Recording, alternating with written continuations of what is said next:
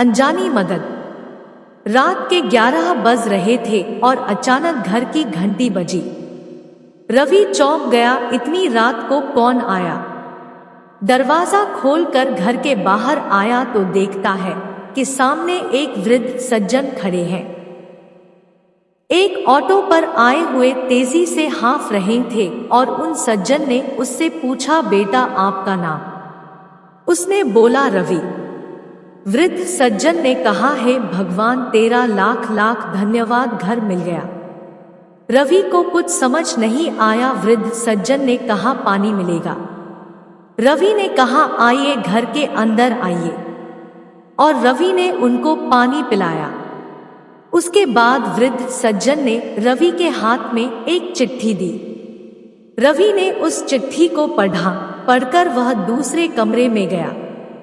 3 से 4 मिनट्स में रवि वहां वापस आया और उस ऑटो वाले को कहा, भाई साहब आप चले जाइए।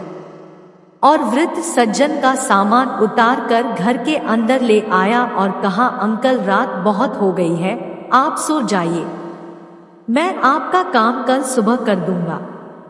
उस चिट्ठी में रवि के पिता ने रवि के लिए कुछ लिखा था और वृद्ध सज्जन ने कहा कि आपके पिता ने मुझे भरोसा दिलाया है कि मेरा लड़का आपका काम जरूर करेगा, आप बिना किसी चिंता के निसंकोच वहां चले जाओ। बात यह थी कि उस वृद्ध सज्जन के एकमात्र बेटे का अचानक एक सड़क दुर्घटना में देहांत हो गया था। सिर्फ बुजुर्ग दंपत्ति घर में थे और लालन पालन की दिक्कत होने लग गई थी। यहाँ तक कि दैनिक जीवन के खर्चों की भी पूर्ति नहीं कर पा रहे थे। वह तो अपने बेटे की मृत्यु का कंपनसेशन लेना नहीं चाहते थे, लेकिन जब कोई रास्ता ना बचा तो मजबूरी में उनको कंपनसेशन लेने का सोचना पड़ा। और जब कार्रवाई आगे बढ़ी तो उन्हें पता चला कि एक कागज है जो उन्हें दिल्ली में जाकर सर्टिफाई कराना पड़ेगा। सालों साल वृद्ध सज्जन अपने छोटे से गांव से बाहर नहीं निकले थे। दिल्ली उनके लिए बहुत डरावनी और बहुत बड़ी जगह थी। इतने में उनके पुराने मालिक ने अपने बेटे के नाम से चिट्ठी बनाकर दी कि जाओ, मेरा बेटा रवि आपकी मदद करेगा। अगले दिन सुबह अंकल उठे। रवि ने उनको बढ़िया नाश्ता कराया, अपनी गाड़ी में बिठाया। रवि ने छुट्टी ली और छुट्टी लेकर रवि उस ऑफिस में गया जहां बहुत मेहनत मशक्कत करके आखिर वह दस्तावेज निकालवा दिए। दस्तावेज सर्टिफाइड कराने के बाद अंकल के बस की टिकट करा दी। टिकट के साथ मिठाई का एक डब्बा दिया और बस स्टैंड पर छोड़कर निकलने ही वाला था कि इतने में वृद्ध सज्जन ने हाथ जोड़कर कहा, रवि तुम्हारे पिता धन्य है कि उन्होंने तुम्हारे जैसी संतान को पैदा किया। वे बहुत भाग्यशाली है। तुम कुछ कहना चाहते हो क्या? मैं आपके पिता को संदेश दे दूंगा। उनसे कहना तो मुझे भी बहुत कुछ है, पर अगर आपकी कोई बात पहुंचानी हो तो मैं पहुंचा दूंगा। रवि एक पल के लिए एकदम शांत हो जाता है, फिर धीरे से कहता है, माफ कीजिएगा अंकल, आपसे एक बात कहना चाहता हूँ। वे सज्जन बोले, कहिए न बेटा। रवि ने कहा, अंकल मैं वह रवि नहीं हूँ जिससे आप मिलने आए थे। उस पर उस वृद्ध सज्जन ने हैरानी से कहा, पर बेटा तुम्हारे मकान के बाहर तो रवि निवास लिखा था। हाँ, वह मेरा रवि निवास है। मेरा नाम भी रवि है, लेकिन मैं वह रवि नहीं हूँ जिसे आप ढूंढने आए थे।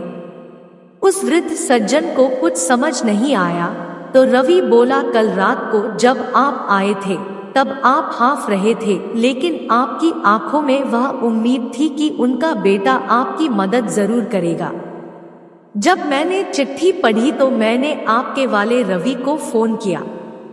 वह एकदम से परेशान हो गया और असमंज में पड़ गया, क्योंकि वह कहीं बाहर गया हुआ था और 8-10 दिन बाद आने वाला था। साथ ही आपको देखकर मुझे मेरे पिता याद आ गए, जिनके लिए मैं जीवन भर कुछ ना कर पाया था। मेरे पास हिम्मत भी नहीं थी कि मैं आपकी उम्र और भावना को देखते हुए आपको वापस भेज सकूं। तब मैंने निर्णय लिया कि आपका यह काम मैं करूंगा।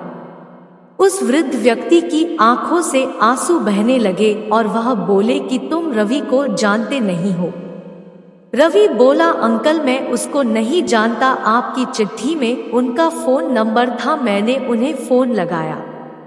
उस पर उन्होंने फिर से पूछा, तुम वह रवि भी नहीं हो? वह फिर से बोला, हाँ मैं वह रवि भी नहीं हूँ। उस पर उस वृद्ध ने कहा, फिर भी तुमने मेरे लिए छुट्टी ली और इतना किया। कौन कहता है भगवान नहीं होता? कौन कहता है कि ईश्वर नहीं होता? इसको बार बार दोहराते हुए वह बस में बैठकर चले गए। रवि अपने घर पहुंचा और उस रात उसे अपने जीवन की सबसे ज्यादा सुकून वाली नींद आई। साथियों, जीवन में हम अपने रिश्तेदारों की, दोस्तों की, अपने परिवार वालों की, अपने साथ काम करने वालों की मदद करते हैं, इतने में ही हमारी दुनिया सिमट जाती है। पर क्या कभी हमने बिना किसी कारण के किसी अनजान की, जिसे हम जानते नहीं पहचानते नहीं, उनकी मदद की है? एक बार ऐसा करके देखें, हम भी चैन की ऐसी दशा का अनुभव करेंगे जिसे शायद हम सभी खोज रहे हैं। ऐसे ही और वीडियो के लिए हमारे चैनल को सब्सक्राइब करें और वीडियो को लाइक करें। धन्यवाद।